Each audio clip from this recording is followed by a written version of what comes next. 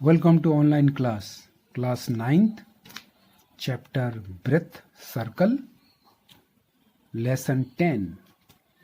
जैसे कि हमने पिछले क्लास में हमने पढ़ा ब्रेथ से संबंधित बिंदु पर चर्चा की थी। वृत्त एक तल के उन बिंदुओं का समूह होता है। वृत्त एक तल के उन बिंदुओं का समूह होता है जो नियत बिंदु, जैसे यहाँ देखिए चित्र में दिया गया है, एक वृत्त बना हुआ है।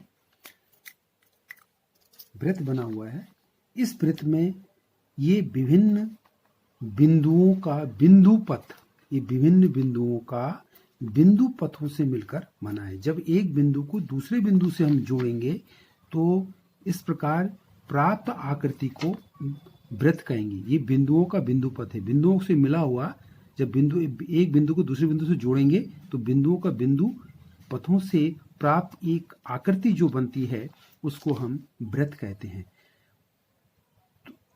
तो वृत्त के एक तल में जिन बिंदुओं का समूह होता है वो बिंदु है नियत बिंदु। वो नियत बिंदु जो फिक्स है, जिसके अकॉर्डिंग, जिसके चारों ओर बिंदुओं का एक परिक्रमा हो रही है, परिभ्रमण हो रहा है। फिर नियत बिंदु से एक अचर दूरी, माना ये कोई बिंदु है, इस बिंदु से नियत अचर दूरी एक नियत बिंदु से वृत्त पर स्थित किसी बिंदु की जो दूरी होती है, ये दूरी उसकी जो है अचर दूरी यानी कि त्रिज्या कहलाते हैं। इसे जैसे कि हम इसे इस तरह से हम इसे शो भी कर सकते हैं। जैसे इस प्रकार से हम इसे शो करते हैं। जैसे कि हमने मान लीजिए कि ये कोई बिंदु, ये यहाँ पे कोई बिंदु मान लिया हमने कि ये कोई बिंदु ए है। तो जब हम इस बिंदु को नियत बिंदु से स्थिर बिंदु को जो हम मिलाते हैं तो ये एक अचर दूरी प्राप्त होती है। इस अचर दूरी को हम कहते हैं त्रिज्या। इसको कहेंगे हम त्रिज्या कहेंगे। ये त्रिज्या हो गया। और यहाँ पे स्थित जो बिंदु है वो कहलाएगा आपका नियत बिंदु या केंद्र भी कह सकते हैं। ये सारी चीजें जब हम इन बिंदुओं को, जब दो त्रिज्याओं को, जब हम एक ऐसी रेखा जो वृत्त के केंद्र से होकर गुजरती है उसको हम व्यास कहेंगे। अगर इस लाइन को अगर आगे बढ़ाते हैं, यहाँ पे इस बिंदु को आगे बढ़ा के यहाँ पे बिंदु ए पे मिलाते हैं तो ये जो है आपका एक पूरा व्यास बन जाता है। इसको खींचेंगे तो ये पूरा एक व्यास बन जाएगा। ये व्यास कहलाएगा पूरा। ओ ए दूरी को, यहाँ पे जो ओ ए है, ओ ए ये रेडियस आर। अगर हम ए बी की बात करें तो ये व्यास यानी कि डायप्टर कहलाएगा। तो ये सारी चीजें इसमें हैं। अब यहाँ पे कुछ ऐसी चीजें हैं, कुछ ऐसी अवधारणाएं उत्पन्न होती है जो कि हमने कक्षा 9 में पढ़ा कि वृत्त की कुछ अवधारणाएं होती है।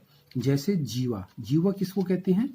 जीवा, हालांकि व्यास भी एक बड़ी जीवा है, व्यास को भी हम जीवा कह सकते हैं, जो कि वृत्त के केंद्र से होकर गुजरती है। सबसे बड़ी जीवा का नाम व्यास होता है। या फिर हम उस जीवा की बात कर रहे हैं जो जीवा वृत्त के केंद्र से ना निकल के वृत्त के अन्य भाग से होकर गुजरती है। जैसे कि हम इसको कह देते हैं ये यहाँ से गुजर रही है तो ये इसकी जीवा कहलाएगी। हम इसका नाम लिख सकते हैं आर और क्यू। आर क्यू जो है यहाँ पे क्या है? आर क्यू एक जीवा है। आर क्यू को हम जीवा कह सकते हैं। अब अगली बात आता है कि वृत्तखंड। ये जो अवधारणा है, वृत्तखंड किसको कहेंगे?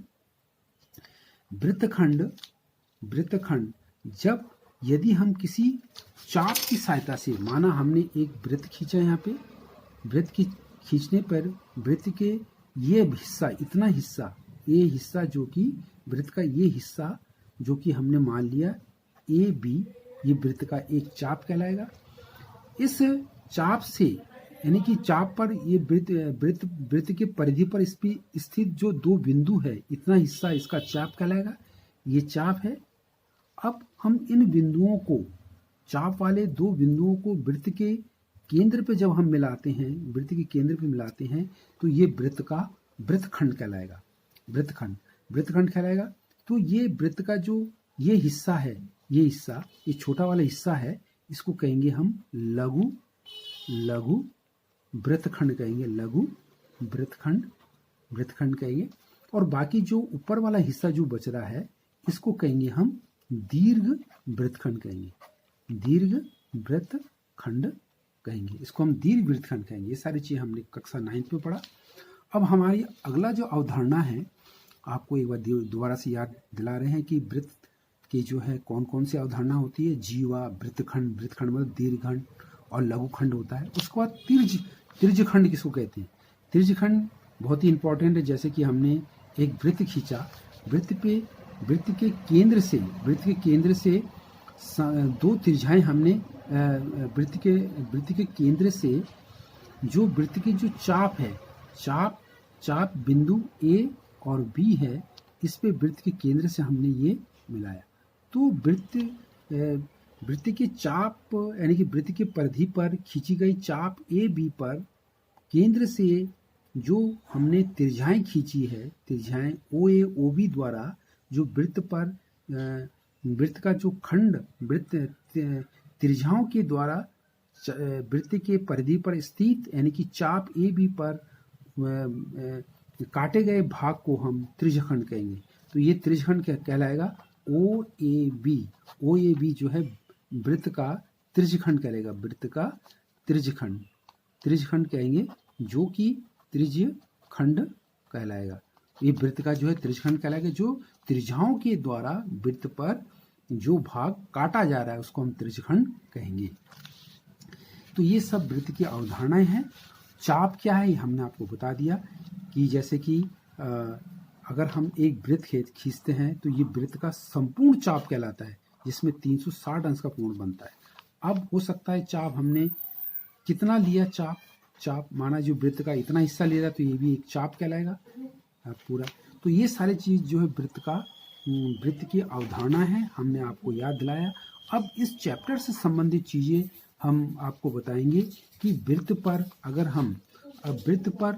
हम एक वृत्त और एक रेखा लेते हैं तो उनमें 3 संभावनाएं हो सकती है, 3 कंडीशंस उत्पन्न हो सकते हैं। 3 कंडीशन, वो 3 कंडीशन क्या क्या है? सबसे पहले जो हमारे पास जो अवस्थाएं उत्पन्न हो रही है वो हो रही है, देखिए यहाँ पे एक वृत्त है, हमने एक वृत्त खींचा और एक रेखा हमने लिखी, रेखाखंड PQ, जो कि वृत्त से हटके है, ये वृत्त को स्पर्श नहीं कर रहा है। रेखाखंड जो PQ जो है वृत्त को कहीं पे, वृत्त से बिल्कुल अलग हटके हैं, वृत्त को कहीं पे स्पर्श नहीं कर रही है। ये संभावना हो सकती है।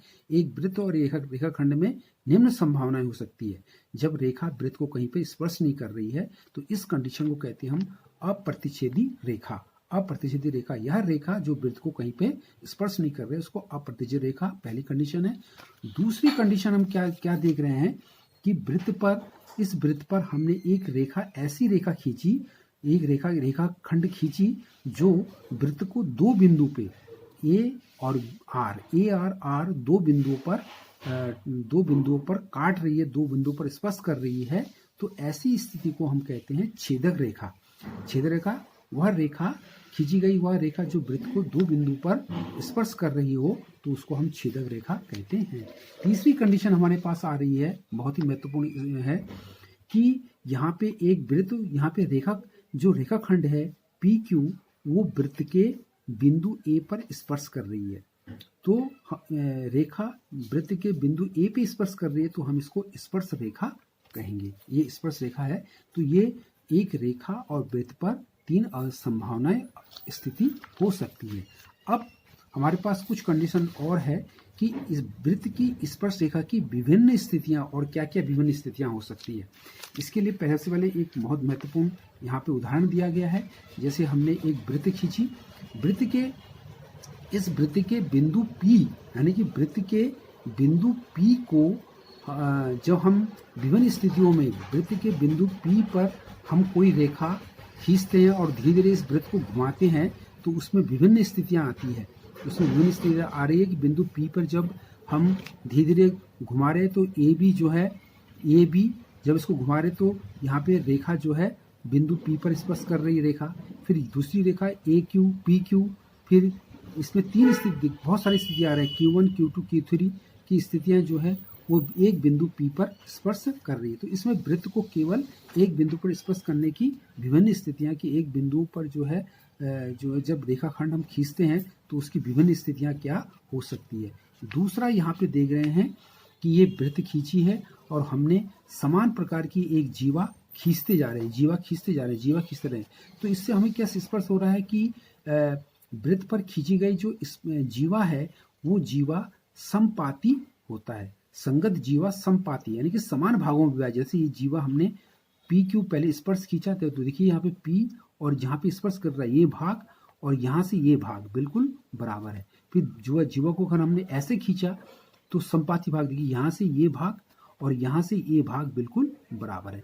तो इससे हमें स्पर्श निकल रही है कि जब हम वृत्त पर विभिन्न प्रकार की जब रेखा को विभिन्न स्थितियों में खींचते हैं तो उसमें संगत जीवा समपाती होती है, यानी कि जो खींची गई जो जीवा है उसके जो भाग है जहाँ पे स्पर्श कर रहा है वो समान भागों में विभाजित होती है। एक महत्वपूर्ण स्थिति और आती है वो परमेय के रूप में है कि जैसे यहाँ पे आप देख रहे हैं कि एक वृत्त है, इस वृत्त का जो केंद्र बिंदु O है और यहाँ पे हमने एक स्पर्श रेखा खींची XY स्पर्श रेखा खींची जो बिंदु P पर जो बिंदु P जो है वृत्त के बिंदु P पर स्पर्श कर रही है। जब हम O और P को मिला रहे हैं यहाँ पे OP जो है वृत्त की त्रिज्या है। तो बोलने की बात है कि वृत्त के किसी भी बिंदु पर खींची गई स्पर्श रेखा त्रिज्या पर लंब होती है। तो ये परमेय उभर के आती है। तो ये बहुत इंपॉर्टेंट है। तो हम आशा करते हैं कि आप लोग जो है वृत्त से संबंधित जो बेसिकल चीज़ें हैं इसको क्लियर आपने समझा होगा और इससे संबंधित प्रश्न आपको साथ ही भेजे जा रहे हैं। इन प्रश्नों को आप गृह कार्य के रूप में आवश्यक रूप से करेंगे। Okay, thanks.